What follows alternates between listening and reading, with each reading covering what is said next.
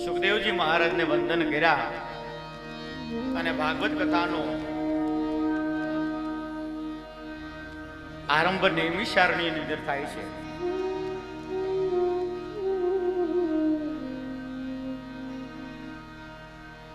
સુત પુરાણી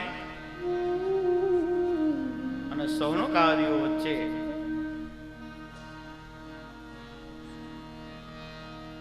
સત્સંગનો,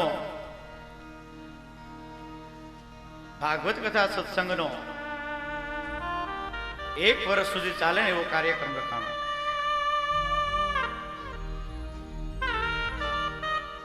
સવારથી બપોર સુધી પોતાની પૂજા, સંધ્યા, વંદના, જપ તપનું કર્મ પૂરું કર્યા પછી બપોર પછીના સમયમાં આ ભાગવત કથાનો અને પુરાણોની કથાનો સત્સંગ કરતા.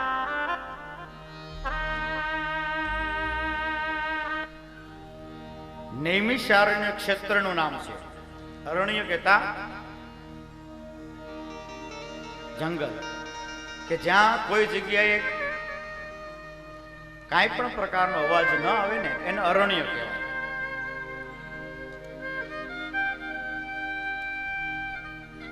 નૈમિષારણ્ય એટલે કે નિમિષ માત્રને અંદર આપણું મન જ્યાં સ્થિર થાય એને નૈમિષારણ્ય કહેવાય. એક નિમિષની અંદર આંખનો પલકારો થાય ને એને એક નિમિષ કહેવાય. આ નિમિષની માત્ર જો મન આપણું સ્થિર થાય, એ મન આપણું ભગવાનમાં લાગે, આપણું ચિત્ત ભગવાનમાં લાગે, એને નૈમિષારણ્ય કહેવાય. આધ્યાત્મિક રીતે કથા બહુ સમજવા જેવી છે. મેં તમને પહેલા કીધું કે એકાદો શ્લોક જો સમજાઈ જશે ને તો એ જીવન ધન્ય થઈ જશે. 18,000 શ્લોકની તો વાત પછી, અને 18,000 શ્લોક આપણે સમજાય પણ નહીં. એટલો બધો આપણી પાસે સમય પણ ન હોય સમજવાનો. આવા નૈમિષારણ્ય ક્ષેત્રની અંદર સુત પુરાણી અને સૌનકાદીઓ વચ્ચે સંવાદ થાય છે.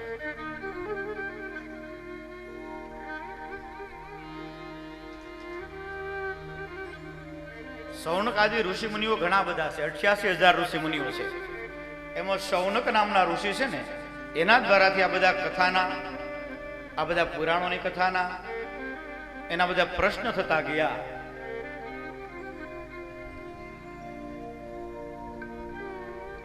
અને સુત પુરાણી દ્વારા એ બધા પ્રશ્નોનું નિરાકરણ કરતા ગયા.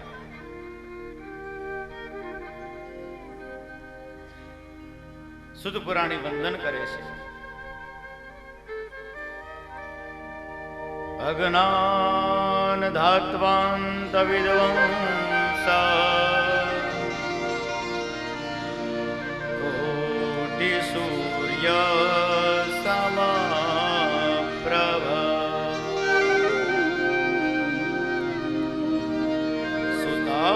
સુતાખ્યા હિ કથા સારં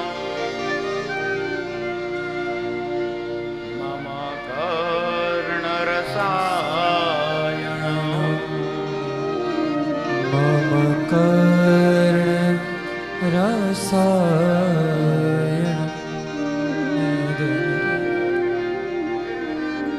હે ભગવાન,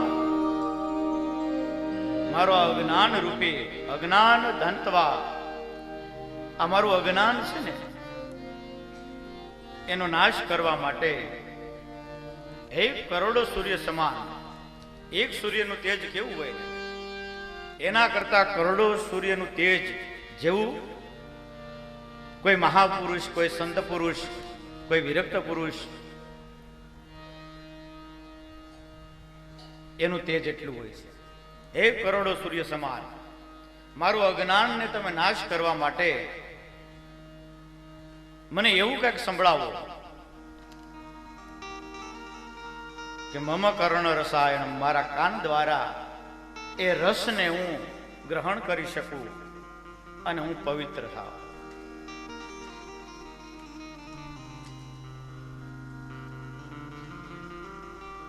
આ પોતાની જિજ્ઞાસા કેવી છે ને, કથા પ્રત્યે, સત્સંગ પ્રત્યે, એ આ સૌનાગરિક ઋષિઓ પાસેથી આપણને જાણવા મળે કે સત્સંગની અંદર,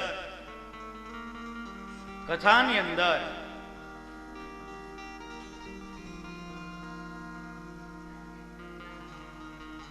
પોતાની રુચિ કેવી છે, પોતાની જિજ્ઞાસા કેવી છે, એના ઉપરથી આપણા ગુરુ હોય તોય ભલે, કોઈ કથાકાર હોય તોય ભલે, કોઈ વક્તા હોય તોય ભલે, એના ઉપરથી એને કથા કે સત્સંગ કરવાનું રુચિ વધારે ઉત્પન્ન થાય. અહીંયા પોતાના ગુરુને નમસ્કાર કર્યા છે.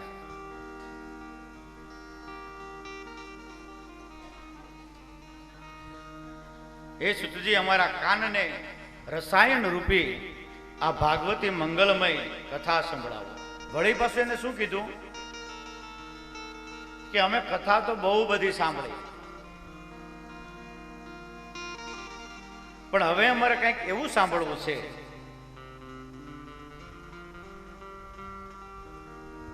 કે જેના દ્વારા અમારું કલ્યાણ થાય. એટલે કે હવે અમારે કથા નથી સાંભળવી, પણ કથાનો સાર સાંભળવો છે. કથા સુણી સુણી ફૂટ્યા અમારા કાન, તોય ન આવ્યું બ્રહ્મ જ્ઞાન. ઘણી બધી કથાઓ આપણે સાંભળી, પણ એ કથા સાંભળી અને નાખી. જ્યાં સુધી કથા આપણામાં ન બેસે, આપણે કથામાં ઘણી વાર બેઠા હોય, પણ કથા જો આપણામાં ન બેસે ને, ત્યાં સુધી જ્ઞાનની પ્રાપ્તિ ન થાય.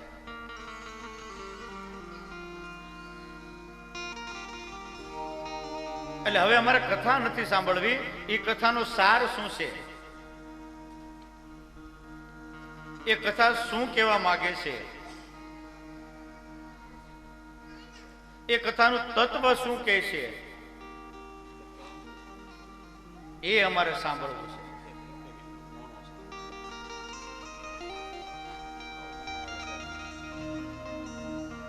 તો હે મહામુનિ, અમને એવું કંઈક સંભળાવો કે અમારું કલ્યાણ થાય.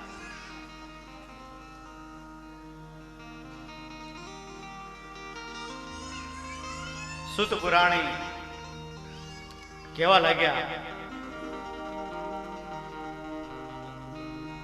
ભાગવત કથાનો સાર કહેવા માટે તૈયાર થયા, પણ અધિકારી વક્તા હોય ને, અધિકારી શ્રોતા હોય અને અધિકારી વક્તા હોય, આ બેનો જ્યારે સમન્વય થાય ત્યારે આવું એક ભવ્ય કથાનું નિર્માણ થાય.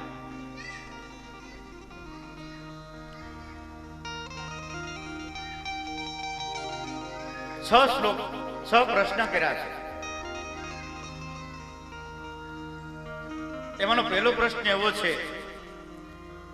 કે આ જીવનું કલ્યાણ કઈ રીતે થાય, અથવા તો આ મૃત્યુનો ભય કઈ રીતે દૂર થાય. આ કથાનો સાર શું,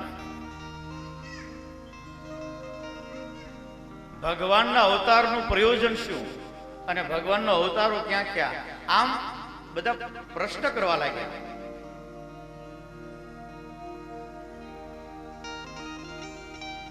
અને એના પ્રશ્નના ઉત્તરની અંદર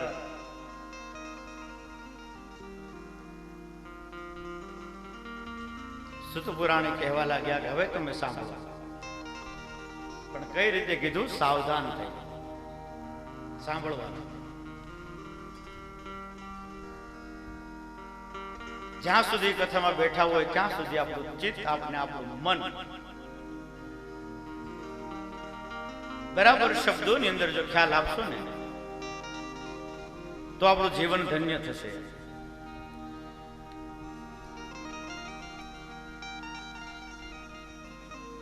મૃત્યુને મંગલ કઈ રીતે બનાવવું, મૃત્યુનો ભય કઈ રીતે દૂર થાય, એની માટે સુખદેવજીએ પરીક્ષિત મહારાજને જે સમજાવ્યું ને, 7 દિવસમાં પોતાનો મૃત્યુનો ડર વયો ગયો. મૃત્યુનો ભય દૂર થઈ ગયો, ભયમુક્ત થઈ ગયા.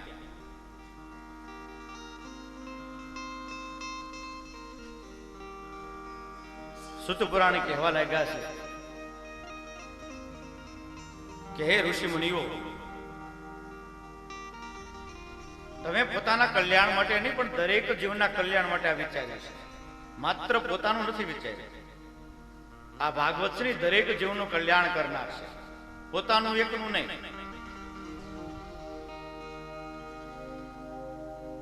જન્માંતરે ભવેત પુણ્યમ તદા ભાગવતમ લભે.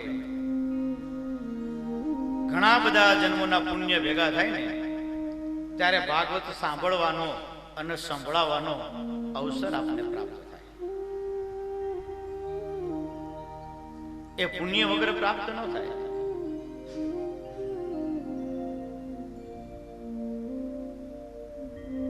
સંપત્તિથી ખરીદી શકાય એવી આ વસ્તુ નથી.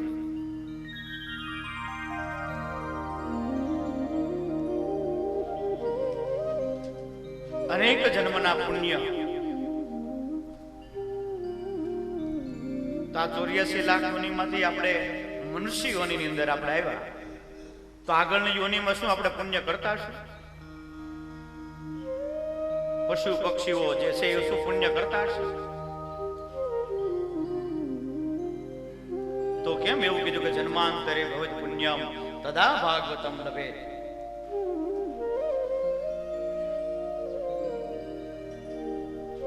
પણ આ આત્મા છે ને એ કોઈ પુણ્યશાળી હોય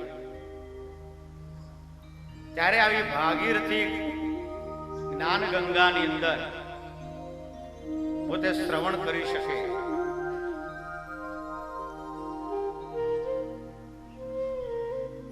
અનેક જન્મોથી આત્મા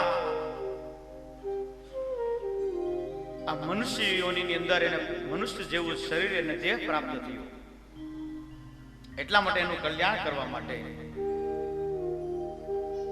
પવિત્ર ભાગીરથી ગંગાનું શ્રવણ કરે છે.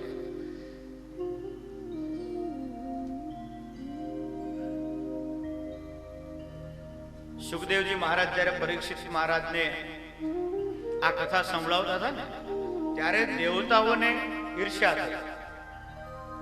સ્વર્ગના દેવતાઓ એ સુખદેવજી મહારાજ પાસે આવીને કહેવા લાગ્યા કે તમે પરીક્ષિત મહારાજને આ કથા સુધા સંભળાવો છો ને, એ શું કામ સંભળાવો છો?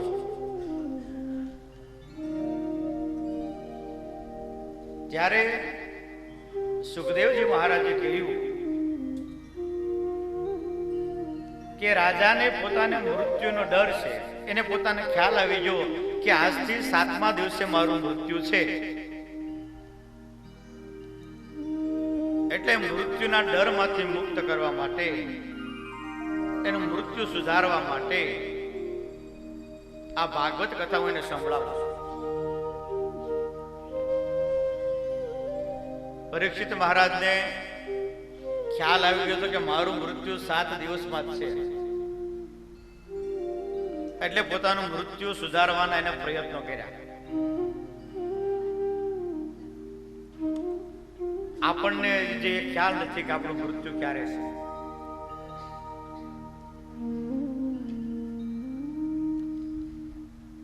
એક શ્વાસ લીધો પછી એ શ્વાસ આપણે છોડતી વખતે આપણે હસશું કે નહીં હોય એનો પણ આપણે ખ્યાલ નથી.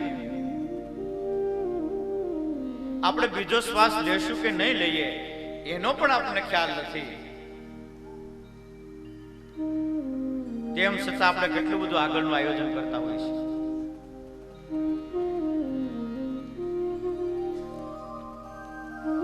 પરીક્ષિત રાજાને તો ખ્યાલ હતો કે મારું 7મા દિવસે જ મૃત્યુ થવાનું છે. આપણને એ પણ ખ્યાલ નથી.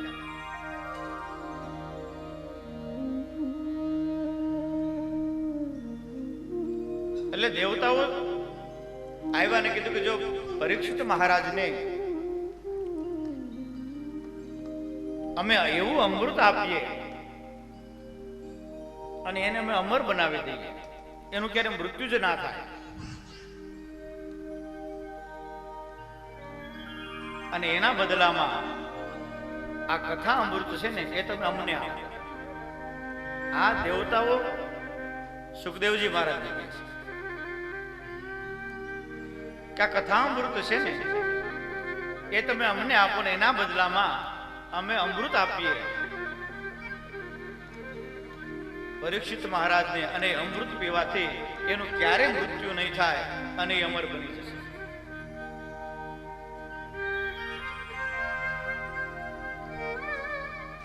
સુખદેવજી વિચાર કરવા લાગ્યા કે આ દેવતાઓ કેટલા સ્વાર્થી છે. જે વસ્તુ સ્વર્ગમાં નથી ને એ વસ્તુ અહીંયા છે, અને એ છે ભાગવત કથા. સ્વર્ગના દેવતાઓ પણ જેને સાંભળવા માટે આતુર છે, એ કથા રસપાન કરવા માટે પૃથ્વી ઉપર આવે છે. તો ભાગવત કથાનો એક નિયમ એવો છે કે જ્યાં જગ્યાએ ભાગવત કથા ચાલતી હોય ને ત્યાં બધા તીર્થો, બધા ધામ અને સ્વર્ગના દેવતાઓ કોઈ કોઈના રૂપમાં અહીંયા આવે છે. આપણે એને ઓળખી ન શકીએ, કારણ કે આ કથા છે ને એ સ્વર્ગમાં નથી. એટલા માટે સ્વર્ગના દેવતાઓ પણ કથા સાંભળવા માટે આ પૃથ્વી ઉપર આવે છે.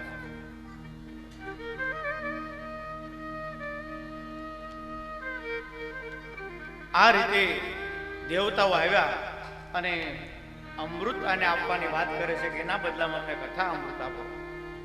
અને સુખદેવજી મહારાજે પરીક્ષિતને કહ્યું કે બોલો પરીક્ષિત મહારાજ, હે રાજન, આમાંથી તમારે શું જોવે છે? કથા અમૃત જોવે છે કે અમૃતનું પાન કરવું છે? તમારે અમર બનવું છે કે અભય બનવું છે? પણ આ તો પરમ વૈરાગી સમ્રાટ નું જેની પાસે શાસન,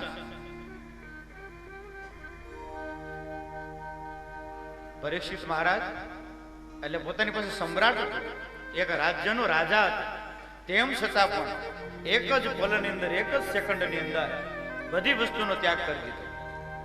એને ખબર પડી ગઈ કે હવે મારું મૃત્યુ 7 દિવસમાં છે, એટલે બધી વસ્તુનો ત્યાગ કરી અને ગંગાના કિનારે નીકળી ગયા કે હવે તો મારું મૃત્યુ કઈ રીતે સુધરે, મારું મૃત્યુ કઈ રીતે મંગલ થાય.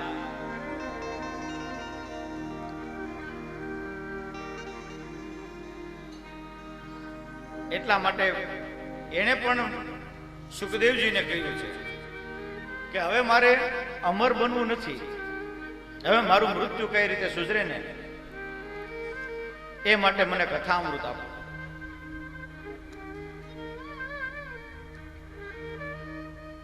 આમેથી સુખદેવજી મહારાજને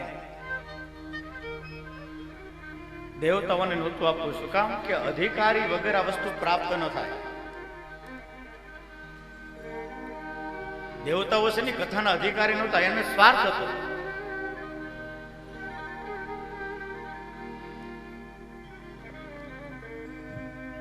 જ્યારે પરીક્ષિત મહારાજની અંદર કોઈ પણ જાતનો કોઈ સ્વાર્થ નહીં.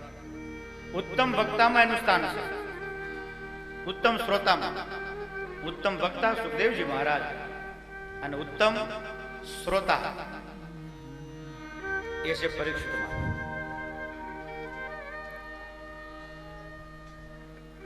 કથાનું રસપાન કરાવતા પાત્રતા વગર પીરસાય નહીં. કોઈ પણ વસ્તુ હોય, જેને અધિકાર નથી ને એને કોઈ વસ્તુ અપાય નહીં. એટલા માટે તો આપણા સંત ગંગાસતી પણ કહી ગયા ને,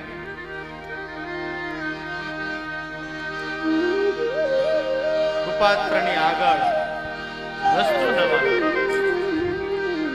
કુપાત્રની આગળ વસ્તુ ન વાવીએ પાનબા સમજીને રહીએ આપણે ચૂપ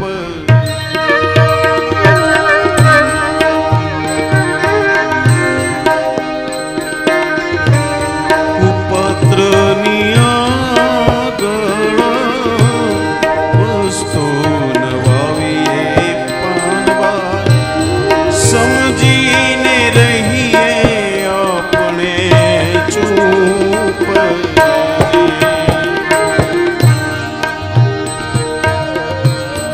મરને આવીને ધનનો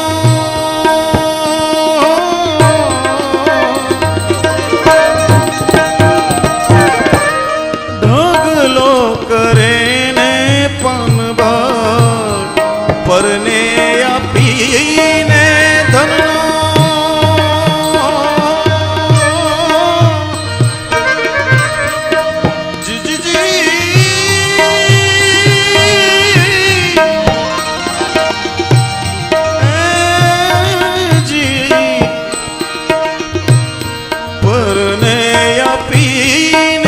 ધનનો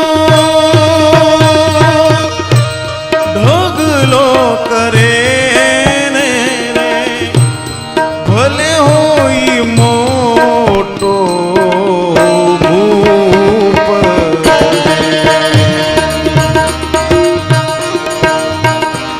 કુપત્રની આગળ વસ્તુ નવાવીએ પાનબાર સમજીને રહીએ આપણે ચૂપ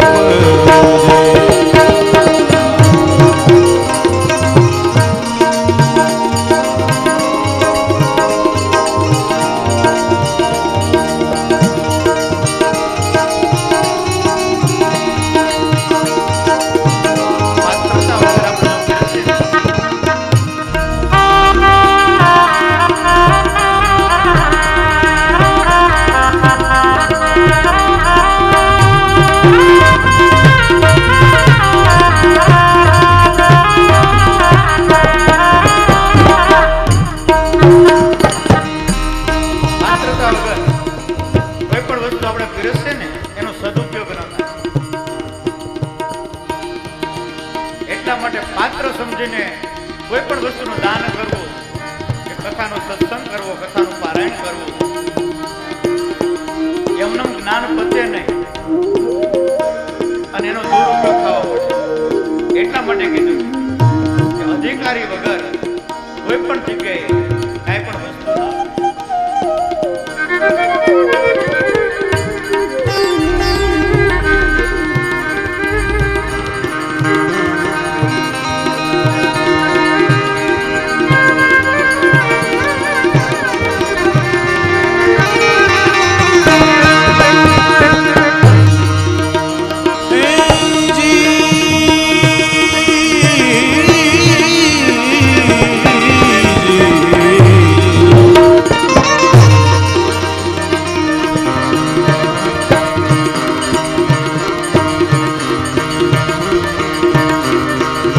દાન પણ ઈ તો પ્રજા છકરે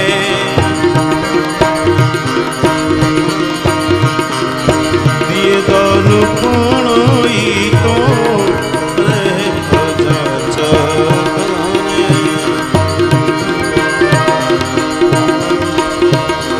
ભલે હોય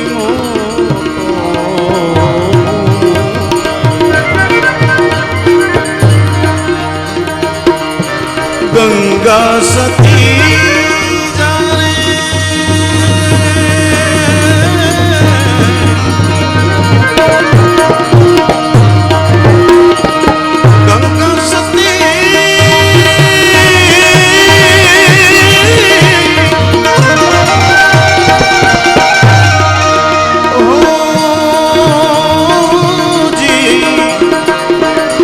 ગંગા સતી ગંગા સતી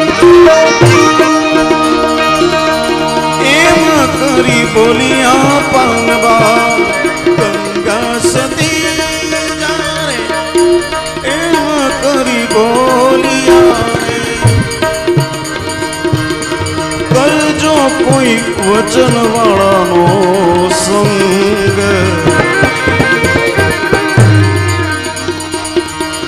કુપત્રની આગળ વસ્તુને વાવીએ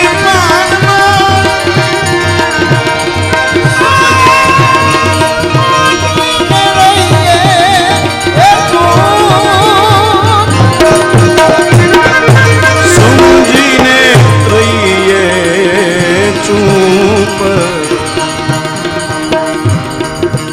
આમ પાત્રતા વગર જો પીરસાય જાય તો એ જ્ઞાનનો દુરુપયોગ થાય. એટલા માટે જ્યાં સુધી અધિકારી શ્રોતા ન મળે ને ત્યાં સુધી એ કથા કે સત્સંગે પીરસાય. સુખદેવજીને પરીક્ષિત કહેવા લાગ્યા છે કે મારે હવે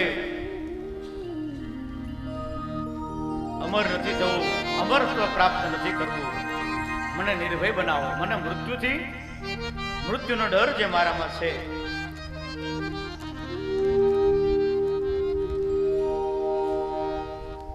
એ મારો ડર કેમ દૂર થાય એ માટે દિવ્ય જીવી બનવું છે, મારે દીર્ઘજીવી નથી બનવું. મારું જીવન, મારું મૃત્યુ દિવ્ય કઈ રીતે બને એ માટે મને તમે કથા સંભળાવો.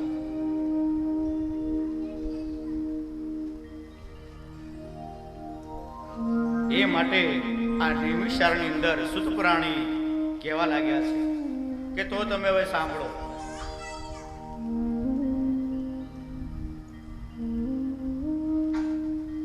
કથા ભગવાન દ્વારા ગવાયેલી છે.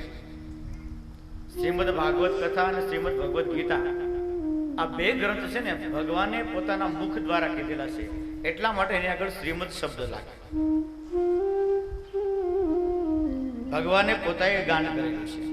એ ભગવાને બ્રહ્માજીને આપ્યું, બ્રહ્માજીએ સનત કુમારોને આપ્યું, સનત કુમારોએ નારદજીને આપ્યું, નારદજીએ વ્યાસજીને આપ્યું, વ્યાસજીએ એનો વિસ્તાર કર્યો. આ 4 શ્લોકની અંદર ભાગવત કથા છે. 4 શ્લોકમાં એમાંથી વિસ્તાર કરીને વ્યાસજીએ 18,000 શ્લોક બન્યા. 4 શ્લોકનો વિસ્તાર છે.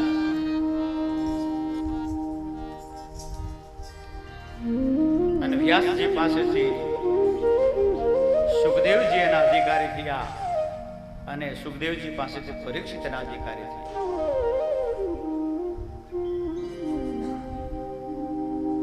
સનત કુમારો અને નારદજી વચ્ચેનું મિલન થાય છે.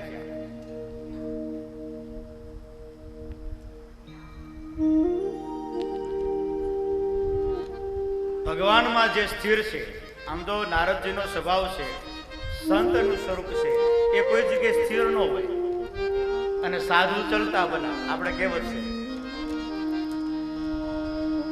એમ નારદજી સ્થિર ન રહે એક જગ્યાએ. ઘડીક વૈકુંઠમાં હોય, ઘડીક અવલોકમાં હોય, ઘડીક પૃથ્વી લોકમાં હોય, ઘડીક સ્વર્ગમાં હોય, પણ ન સ્થિર ઇતિ અસ્થિર.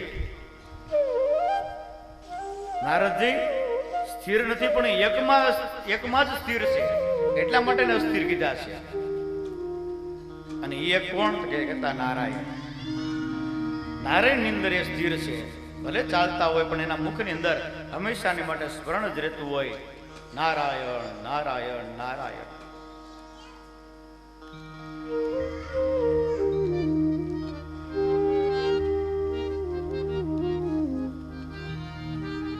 નારદજીને કહેવા લાગ્યા છે, સનત કુમાર અને નારદજીનું મિલન થાય અને નારદજી જ્યારે વિચરણ કરતા હતા પૃથ્વીલોકની અંદર, ત્યારે ન જોવાના દ્રશ્યો બધા જોયા એટલે પોતે ઉદાસ થઈને બેઠા છે.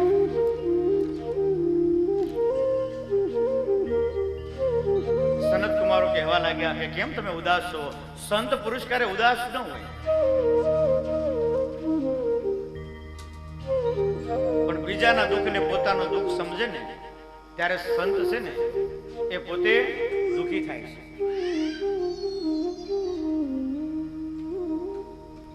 નારદજી જ્યારે પૃથ્વી પર વિચરણ કરતા હતા ત્યારે એને ઘણા બધા એવા દ્રશ્યો દેખાણા, એટલે એનાથી પોતે દુઃખી છે. સત્યમ નાસ્તિ તપઃ શોચમ દયાદાન વિદ્યતે ઉદરમ ભરિણો જીવા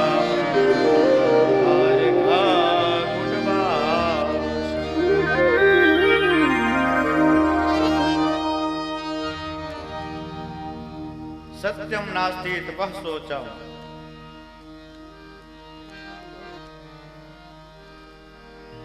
કે મેં કોઈ જગ્યાએ સત્ય, ધર્મના 4 શરણ છે: સત્ય, તપ, પવિત્રતા અને દાન. આ ધર્મના 4 શરણ છે. હું જયારે પૃથ્વી પર વિચરણ કરું છું ને ત્યારે મને આ કોઈ જગ્યાએ જોવા નથી મળ્યું, ક્યાંય સત્યતા નથી રહી, કોઈ તપ કરતું નથી. અત્યારે છે કોઈની પાસે તપ કરવાનો સમય? કથામાં હજી આપણે અડધી કલાક ન થઈ હોય ત્યાં પાણી આવી જાય, શરબત આવી જાય. આમાં 3-3 કલાક કેમ તપ કરવું? પોથી યાત્રાનો અડધી કલાકના સમયની અંદર તો શરબત વચ્ચે આવી ગયું. તપ કરવું પડે છે.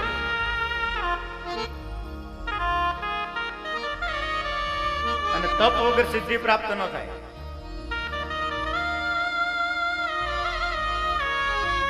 સત્યમ નાસ્તિ તપઃ શોચમ. સત્યતા તો છે જ નહીં, આપણે જોઈએ છીએ જ્યાં જોવો ત્યાં અસત્ય અસત્ય અસત્ય. સત્યનું કોણ પાલન કરે છે? સત્યનારાયણ ભગવાનની આપણે કથા કરીએ પણ એ કથાનું તાત્પર્ય શું છે? એ કથા શું કહેવા માંગે છે એ આપણે ક્યારે જાણવાની કોશિશ નથી કરી. આ તો 5 અધ્યાય પૂરો થાય અને મહાપ્રસાદ આવે એટલે પ્રસાદ લઈ પાવન થયા પૂરા વનના કોડ. 1 બાર સૌ બોલજો જય જય શ્રી રણસુ. એ બધાને ખ્યાલ છે. પણ સત્ય એટલે શું? આપણે જો કથાની અંદર ભગવાનનો મહાપ્રસાદ બનાવ્યો, બરાબર? એ પ્રસાદ આપણા હાથમાં આવે એટલે કેટલો મીઠો લાગે. અને એનો જ પ્રસાદ ઘરે બનાવવો. આનું કારણ શું? એના જ બેન હોય, એના જ બેન હોય, એનું જ ઘી હોય, એનું જ રો હોય, એનું જ ગેસ હોય, કાંઈ ફરક ન હોય. સમય પણ એનો જ તમારે લઈ લેવાનો. આજે 7 વાગે કથા કરીને પ્રસાદ બનાવ્યો, બીજા દિવસે 7 વાગે પાછો પ્રસાદ બનાવજો. આ પ્રસાદ જેટલો મીઠો લાગે એટલો પ્રસાદ મીઠો ન લાગે. શું કામ કે પ્રસાદની અંદર ભાવ છે. પણ એ ભાવ કેવો છે? સત્યનો ભાવ છે. એવો જ સત્યનો ભાવ જો બીજા દિવસે આપણે ઘરે રાખીએ ને, અથવા તો એ જ સત્યનો ભાવ આપણા જીવનમાં, આપણા પરિવારમાં, આપણા સંસારમાં જો આપણે એ સત્યનો ભાવ પીરસીએ ને તો એ સંસાર, એ જીવન, એ જિંદગી એ પ્રસાદ જેવી જ આપણને મીઠી લાગે. અને એ જીવન, એ સંસાર આપણો છે ને મહાપ્રસાદ બની જાય. કારણ કે આપણો ભાવ ભગવાનને સમર્પિત કરવાનો છે. એટલે નારદજી બધે જોયું પણ ક્યાંય સત્ય અને સત્યતા ક્યાંય જોવા ન મળે. કોઈ જગ્યાએ પવિત્રતા ન જોવા મળે.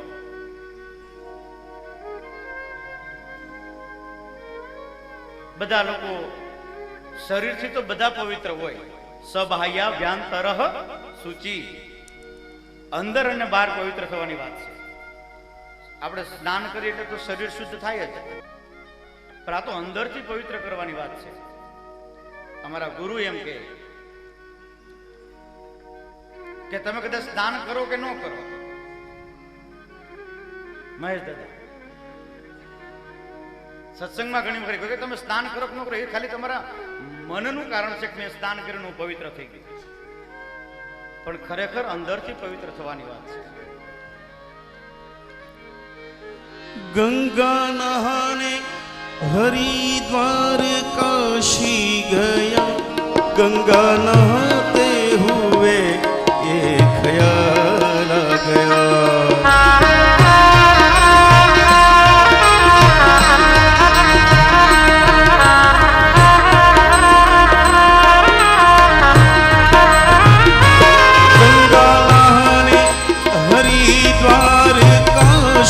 गया गंगा नहाते हुए ये ख्याल आ गया। तन को धोया मगर मन को धोया ही नहीं, तन को धोया मगर मन को धोया ही नहीं। सिर्फ गंगा नहाने से क्या फायदा, कभी प्यासे को पानी पानी,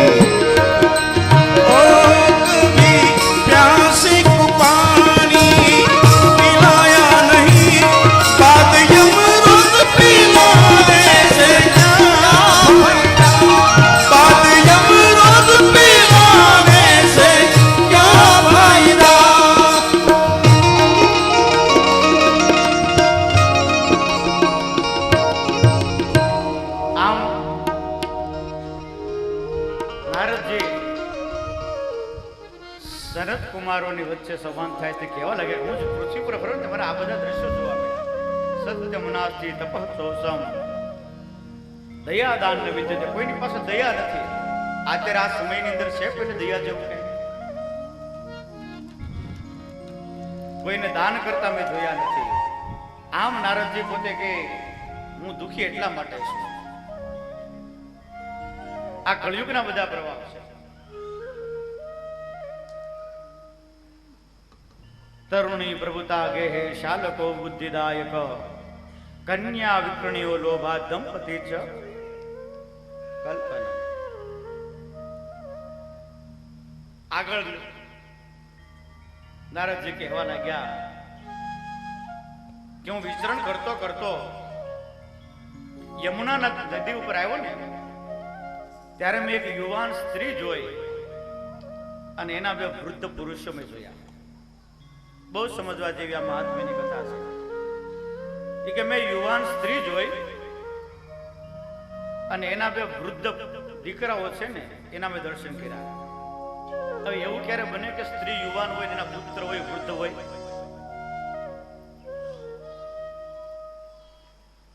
કથાની અંદર ભક્તિ દેવી એવું નામ આપ્યું છે કે ભક્તિ દેવી છે ને એક યુવાન સ્ત્રી છે અને એના બે વૃદ્ધ પુત્રો છે. એ છે જ્ઞાન અને વૈરાગ્ય.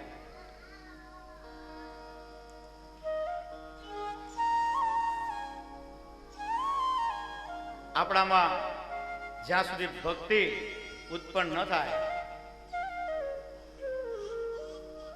ત્યાં સુધી જ્ઞાન અને વૈરાગ્ય આપણી અંદર પણ સૂતેલા રહે છે.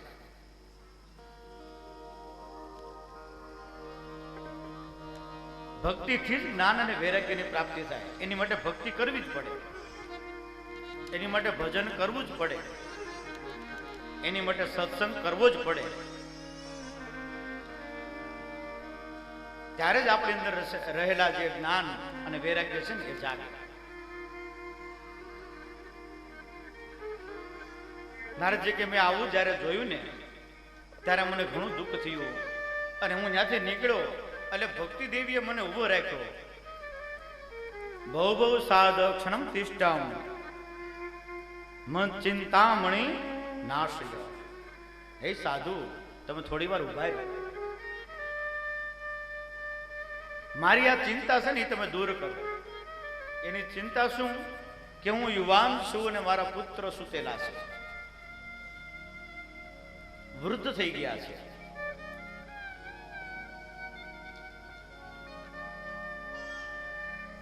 નારદજી કહ્યું કે આ કઈ રીતે બન્યું?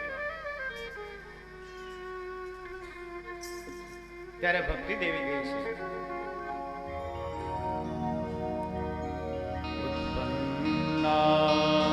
દ્રવિડે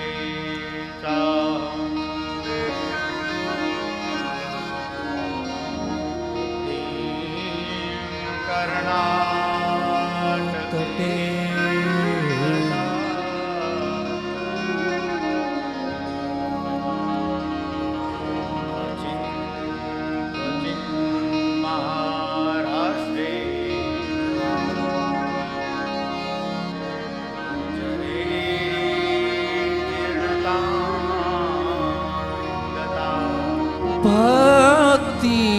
तो तर्वो गृहीत्वा प्रेमे करूपा सहसा विरास। श्री कृष्ण गोविंद हरे मुरारी, हे नाथ नारायण वासुदेव। उत्पन्ना द्रविडे साहं वृद्धिम कर्नाटके गता। ભક્તિ દેવી કેવું દ્રવિડ દેશની અંદર ઉત્પન્ન થાય. દ્રવિડ કહેતા દેહ, આપણું શરીર. આ શરીરમાંથી ભક્તિ ઉત્પન્ન થાય. વૃદ્ધિમ કર્ણાટકે ગતા. કર્ણાટક કહેતા કાન. કાન દ્વારા મેં ભજન સાંભળ્યા, કીર્તન સાંભળ્યો, સત્સંગ સાંભળ્યો.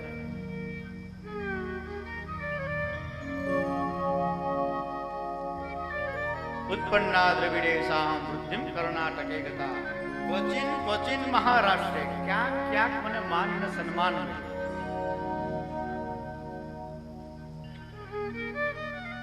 આમ તો જે ભક્તિ કરે ને એને કોઈ જગ્યાએ સન્માન ન મળે. ભક્તને ક્યારે સન્માન ન મળે. મીરાબાઈ હોય તો ભલે, નરસિંહ મહેતા હોય તો ભલે, આપણે કથાઓ બધી સાંભળતા હોય. પોતાના પરિવારને ત્યાગ કરે, પોતાનો સમાજ ત્યાગ કરે, પોતાનું ગામ ત્યાગ કરે.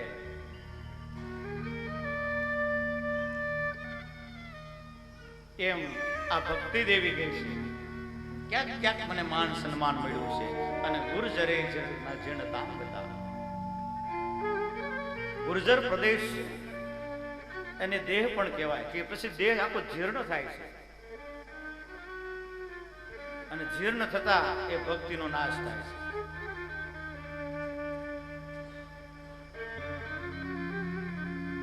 આમ ભક્તિ દેવી નારદજીને કહે છે,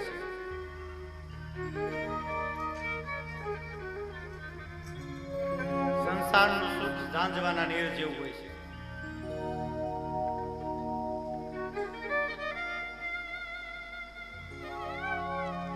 પણ ભક્તિથી જ્ઞાન અને વૈરાગ્ય સુતેલા છે. નારદજી કે હવે મારે શું કરવું આની માટે? કે તમે કોઈ પણ ઉપાય કરો.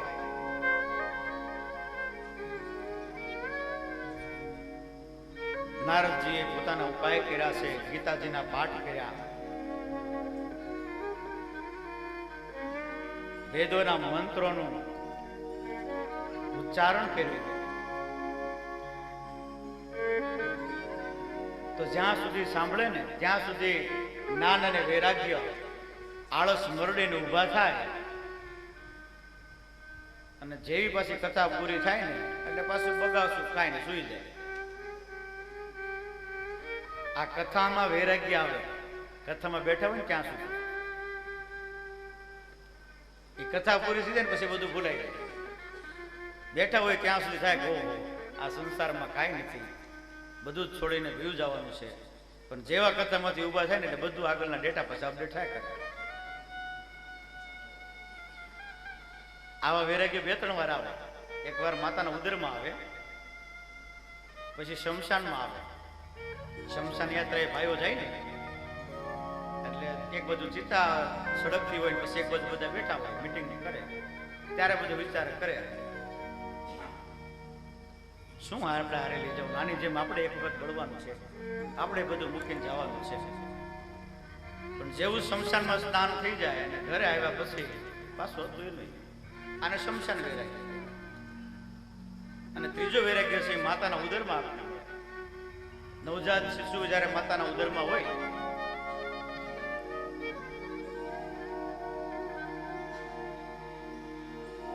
ત્યારે એને ભયંકર ત્રાસ અને દુઃખ આપવામાં આવતું હોય પોતાના કર્મનું.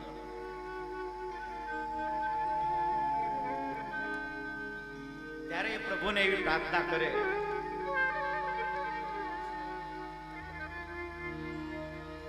કે હે પ્રભુ, આ નરક જેવા વાતાવરણમાંથી તમે મને મુક્ત કરો અને પૃથ્વી ઉપર જઈ હું તમારું કાર્ય કરીશ, તમારું ભજન કરીશ. પણ જેવો માતાના ઉદરમાંથી એનો જન્મ થાય એટલે એ જીવ બધું જ ભૂલી જાય. આ બધા ક્ષણિક છે વૈરાગ્ય.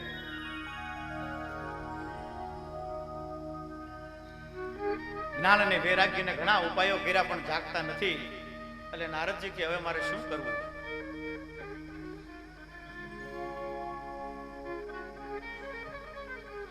સંતોને મહાપુરુષોને મળે એટલે કે સંતે એવું કીધું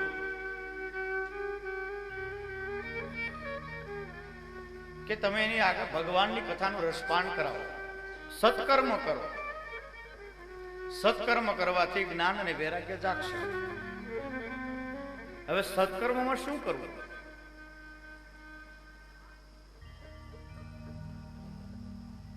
વિચાર કરે છે નારદજી. સત્કર્મમાં શું કરવું? કોને સત્કર્મ કહેવાય?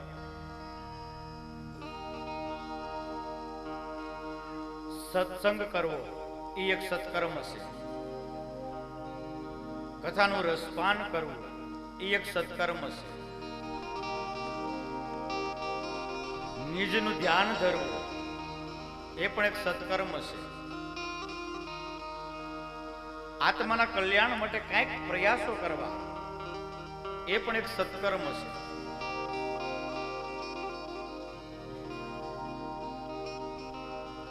એટલે નારદજીને કોઈ સંતે કહ્યું કે તમે આની પાછળ સત્કર્મ કરો ને તો જ્ઞાન વૈરાગ્ય થી જાગશે.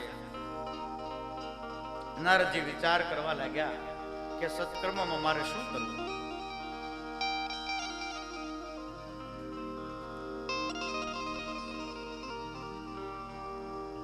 ત્યારે એક સંત આવીને કહે છે કે તમે શ્રીમદ ભાગવત કથાનું ગાન કરો અથવા તો કરાવરાવો. એના દ્વારા એનાથી જ્ઞાન અને વૈરાગ્ય ઉત્પન્ન થશે.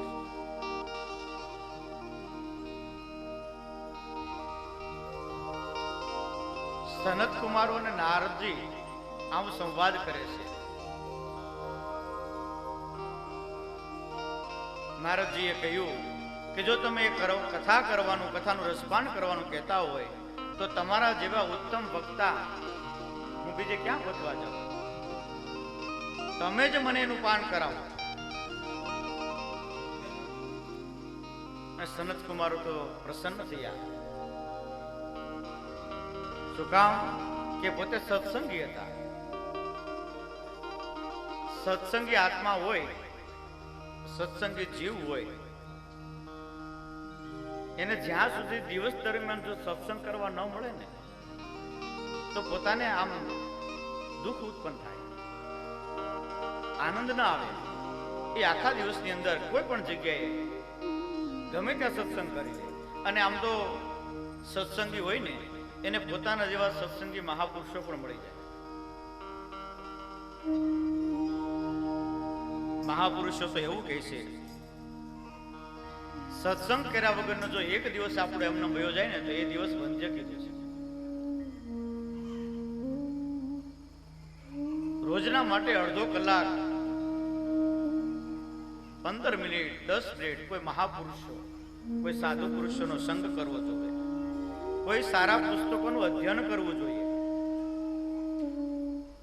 જેના દ્વારા આપણું જ્ઞાન અને વૈરાગ્ય એ બંને જાગૃત થશે. સત્સંગ વગર એ વસ્તુ જાગૃત ન થાય.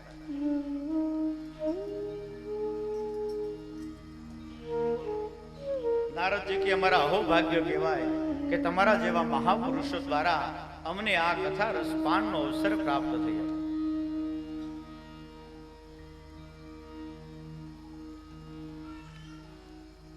નારદજી અને સનત કુમારોનો વચ્ચે સંવાદની અંદર કથાનું રસપાન કરાવે છે. ગંગા નદીના કિનારા ઉપર જ્યાં સત્સંગ ચાલતો હતો, એ ભાગવત કથાનું જે આયોજન થયું, બધા ઋષિ મુનિઓને ખ્યાલ આવ્યો, બધા તીર્થોને ખ્યાલ આવ્યો. એટલે બધા જ ત્યાં સાંભળવા માટે આવે છે. ભગવત કાર્યની અંદર, ભાગવત કથાની અંદર આમાં કોઈ પણને આમંત્રણની જરૂર ન હોય. જે જગ્યાએ સત્કર્મ થતું હોય ને આપણને ખ્યાલ આવે કે આ જગ્યાએ ભાગવત કથા ચાલે છે, તો ત્યાં વગર આમંત્રણે પણ જવું. આપણા સંબંધી હોય તોય ભલે, ન હોય તોય ભલે, કારણ કે આમાં આમંત્રણની જરૂર ન હોય. આ તો ઠીક છે, આપણે ગુજરાતથી બહારથી અહીંયા બધા આપણે આવ્યા છીએ, પણ ત્યાં પણ કાંઈ આવું આયોજન થતું હોય, ખ્યાલ આવે કે આપણા કોઈ સગા સંબંધી આવું આયોજન કર્યું છે, તો એમાં દુઃખ નહીં લગાવે. કારણ કે આ તો સત્કર્મ છે, ભગવાનનું કાર્ય છે, અને ત્યાં જવાથી આપણું જ કલ્યાણ થવાનું છે. આમ જે મોટું આયોજન થયું ને, એટલે બધા ઋષિ મુનિઓ આવ્યા, બધા તીર્થો આવ્યા ત્યાં, અને ભગવાનની કથાનું સત્ર ચાલુ થયું છે.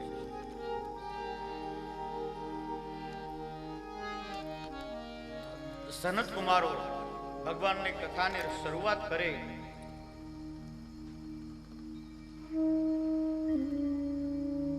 ત્યાં યમુના કિનારા ગંગાજીના ઘાટ ઉપર આ કથા ચાલુ છે, અને યમુના કિનારે જ્ઞાન વૈરાગીને સૂતેલા છે ને, ત્યાં એને કથાના શબ્દો સંભળાણા, અને ત્યાંથી ભગવાનનું સ્મરણ કરતા કરતા ગંગાજીના તટ ઉપર આવે છે.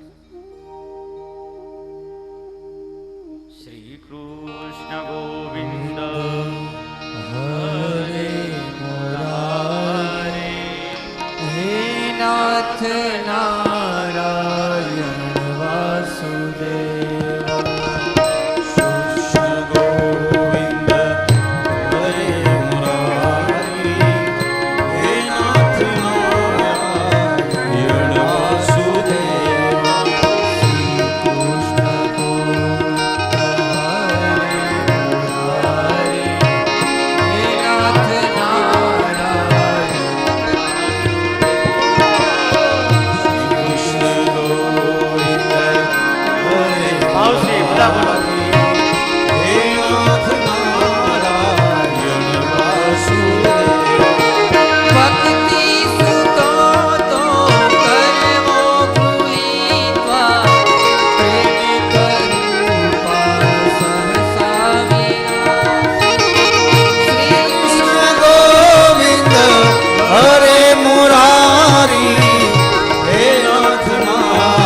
નારાયણ વાસુદેવ.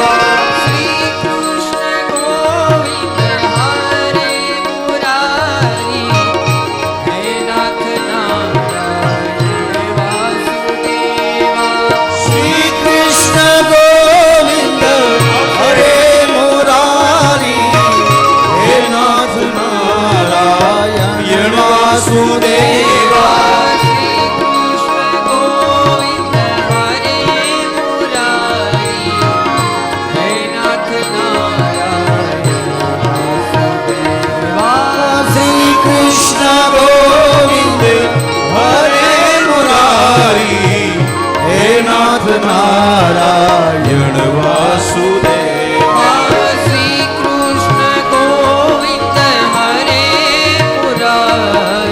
શ્રી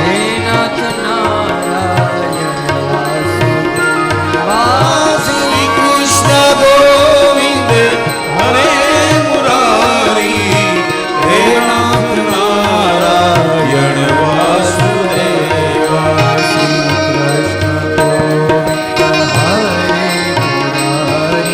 વાસુદેવ.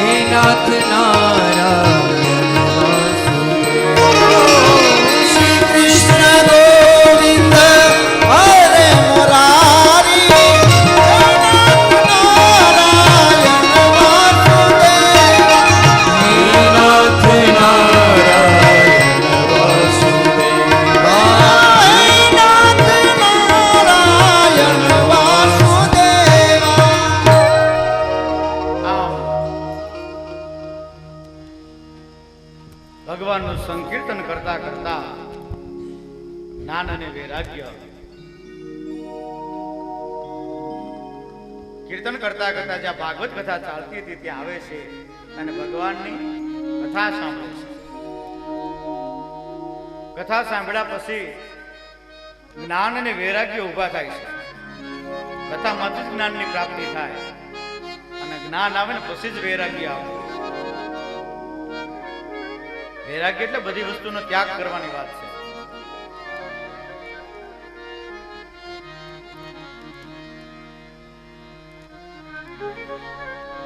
જ્ઞાન અને વૈરાગ્ય ઊભા થાય.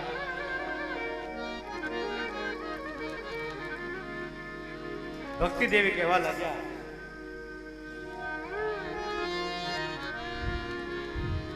કે મને તમે સ્થાન આપો, મારે આ કથામાં કઈ જગ્યાએ બેસું? આમાં ક્યાંય હવે એક વ્યક્તિ આમાં બેસી શકે એવી જગ્યા નથી. ત્યારે પણ કઈક આવો જ પ્રશ્ન થયો હશે. ખરેખર આ માહોલ જોતા એવું લાગે છે.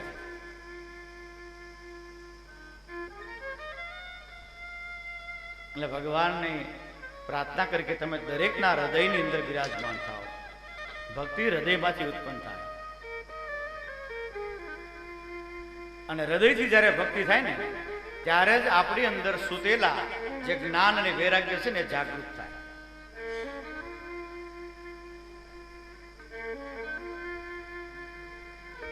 આમ સનત કુમારો નારદજીને સમજાવે છે.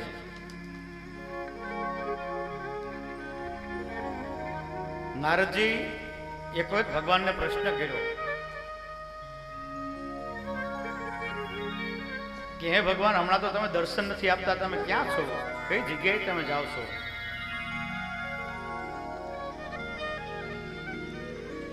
ભક્તિ અંદર હૃદયની અંદર બિરાજવાની વાત છે ને એટલા માટે નારદજીએ પ્રશ્ન કર્યો. ત્યારે ભગવાન એને જવાબ આપ્યો, નાહં વસામિ વૈકુંઠે વિનામ હૃદયેન ચ મદ્ભક્ત્યા યત્ર ગાયન્તિ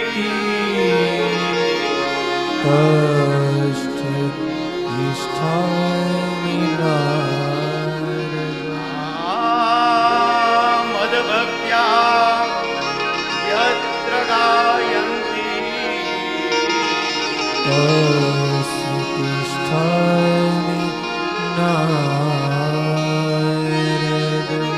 હે ભગવાન, હું ઘણી વખત વૈકુંઠની અંદર જાઉં છું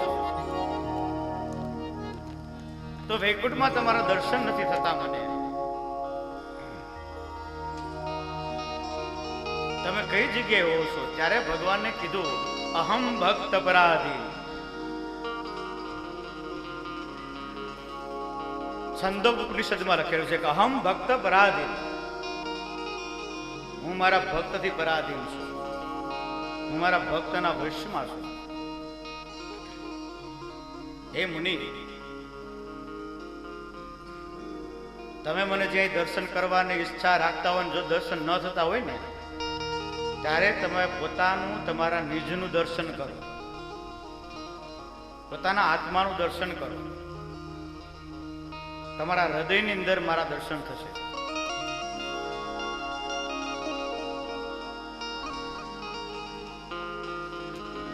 એટલે ભગવાને કીધું, મદ્ભક્ત્યા યત્ર ગાયન્તિ તત્ર તિષ્ઠામિ નાથ. જ્યાં મારા ભક્તો મારું કીર્તન કરે, મારું ભજન કરે, મારા નામનો સત્સંગ કરે,